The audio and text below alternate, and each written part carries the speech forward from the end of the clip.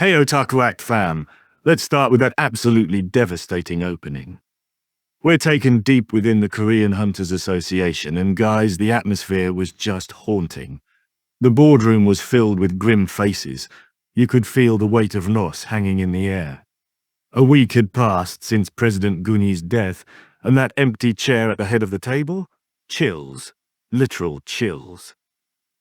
The time had come to appoint a successor, and the tension was palpable. One of the senior executives finally broke the silence, and what he said hit me right in the feels. The association had always been led by an S rank, a symbol of strength that kept the great guilds in balance. Without someone of that stature, things could spiral. But then another member countered with such wisdom: power alone wasn't enough. Leadership wasn't just about rank. This internal debate was so well written, showing the complexity of leadership in the hunter world. And then, after a long debate, a name was finally offered: Woo Jinchul. Guys, his reaction was everything. His head lifted in disbelief, eyes widening slightly as he asked, almost reflexively, if they were serious. I felt his shock through the screen. But the board remained firm, and what they said next had me emotional. They reminded him that no one had worked closer with the late chairman than he had. He had inherited not just President Go's experience, but also his values. His leadership during countless critical moments had earned him respect throughout the association. Still, Jinchul hesitated, and this is what I love about his character. He was claiming there were others more qualified, older, stronger, more suited. He wasn't an S rank, he wasn't ready. The humility, the self-doubt, it made him so human. But here's the kicker. The board was quick to clarify that no law dictated the chairman had to be an S rank. What mattered was trust, and Jinchul had it. Not just from them, but from the one man whose influence could shift nations, Sung Jin-Woo. They didn't pressure him, they merely asked him to consider, and after a long pause, Jinchul finally gave a quiet nod, accepting the weight of the legacy now placed on his shoulders. At the same time, far across the ocean, we're taken deep within the Scavenger Guild's headquarters. Thomas Andre walked alongside Laura as they made their way down into the guild's secured lower levels. His voice echoed lightly off the stone walls as he muttered that it had been ages since he last visited this place. The guards at the entrance to the vault snapped to attention, startled by his presence, but Thomas gave a grin and waved them off, telling them to relax. He was here for something important. He placed his thumb on the scanner, and with a low mechanical hum, the doors parted to reveal the vault. Laura followed him inside, glancing around with a mixture of curiosity and apprehension.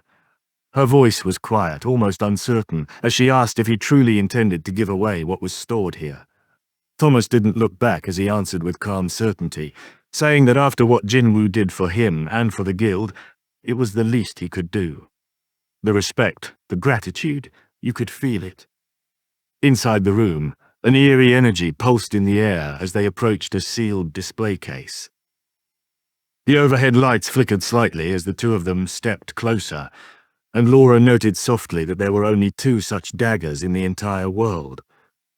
Their rarity wasn't just legendary, it was historic. But Thomas, without a hint of hesitation, remarked that such weapons weren't meant to sleep in glass coffins, they were forged to be used. As the light caught the glass, the blades inside shimmered. Twin daggers, grey-hilted with crimson edges that pulsed like living blood, rested within, humming with restrained power, as though awaiting a hand strong enough to unleash them. Meanwhile, back in Korea, a crowd had gathered outside the Ajin Guild's office. Whispers rippled through the people as disbelief spread like wildfire. Thomas Andre, the world's strongest hunter, was inside the modest guild's building. It felt surreal, like something out of a dream. Inside, Jin-Ho sat stiffly, struggling to maintain composure before the towering figure of the Goliath himself. His smile barely masked the tension, and sweat clung to his forehead. Poor Jin-Ho.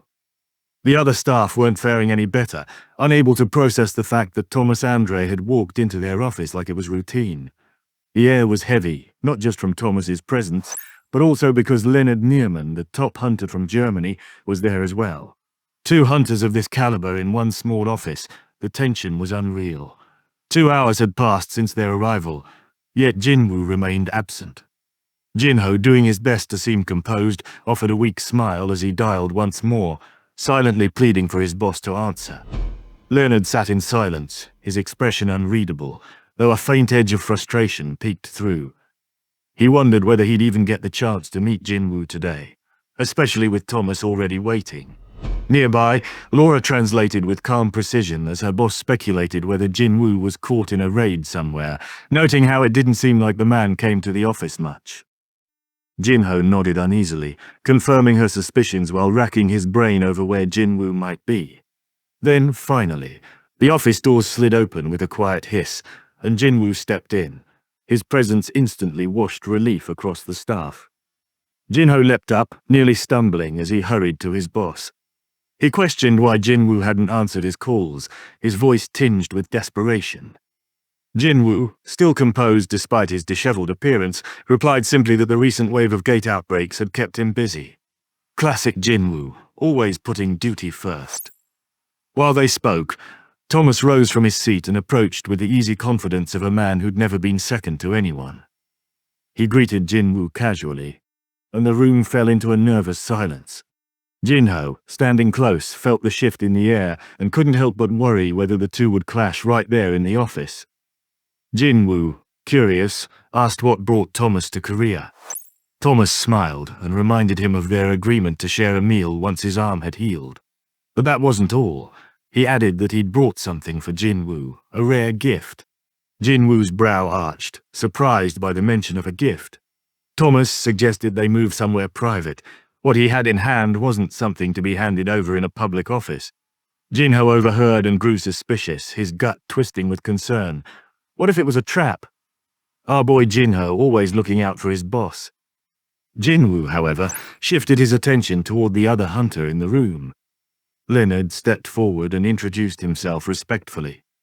Jin-Woo immediately assumed Leonard was there to request some kind of protection commission. But before he could inquire further, Thomas stepped between them and insisted Jin-Woo come with him, subtly making it clear this matter held priority. Leonard's patience finally snapped. He argued that after waiting over 2 hours, he deserved to be part of the conversation. But one glare from Thomas silenced him. The message was clear, the upcoming discussion was confidential, and Leonard had no place in it. Inside, Leonard simmered with frustration. He wasn't used to being pushed aside, especially not like this, but there was nothing he could do. The difference in strength was undeniable as he watched Jin-Woo walk away with the American hunter. Not long after, the two sat across from each other at a quiet dinner table, joined by their respective associates. Thomas wasted no time. A snap of his fingers summoned his bodyguards, who stepped forward with a briefcase. He made it clear this was a token of gratitude for sparing the lives of his guild members during their last encounter. The briefcase opened with a soft clack, revealing 2 deadly daggers embedded into a giant scale. Jin-Woo's eyes locked onto them, instantly recognizing the material. The look on his face said it all. The weapon had been crafted from Kamish's remains. Thomas, impressed by the swift recognition, confirmed it. Jin-Woo, still processing, questioned it aloud. Wasn't Kamish's corpse under strict guard by the Hunters Bureau? Thomas explained that while the US government held most of Kamish's remains, he had kept something for himself. During their battle, he had pulled out the dragon's largest canine tooth and kept it as a souvenir.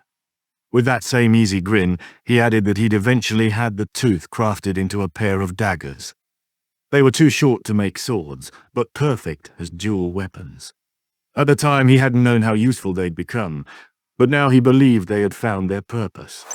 Jin-Woo reached down and pulled one of the daggers from the case. The weight of it, the raw pressure radiating from the blade, it was overwhelming. A prompt flickered into view, revealing the weapon's name.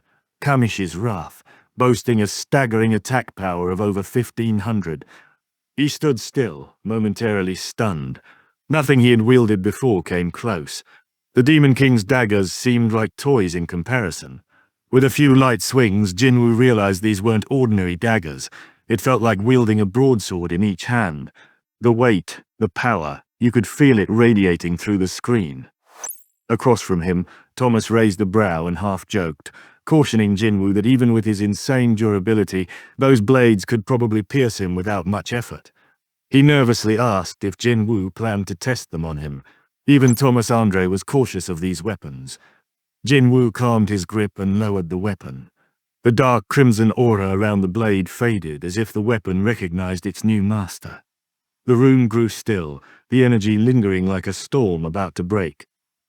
Thomas turned back to Jin-Woo and asked with a faint smile how he liked the gift. Jin-Woo remained quiet for a moment before questioning whether he could really accept such a powerful item without offering anything in return. The humility. Thomas didn't hesitate. To him, the daggers were a small price to repay what Jin-Woo had done. Jin-Woo finally nodded and expressed his gratitude, carefully placing the blade back. The satisfaction in his eyes brought a rare joy to Thomas, who leaned back with a sense of contentment. But it didn't last long. Suddenly, both hunters froze. And that's where the episode ends. And what do you think made both Jin-Woo and Thomas freeze at the end? Let me know in the comments below. Smash that like button if you're as hyped as I am, and don't forget to subscribe for more solo leveling breakdowns.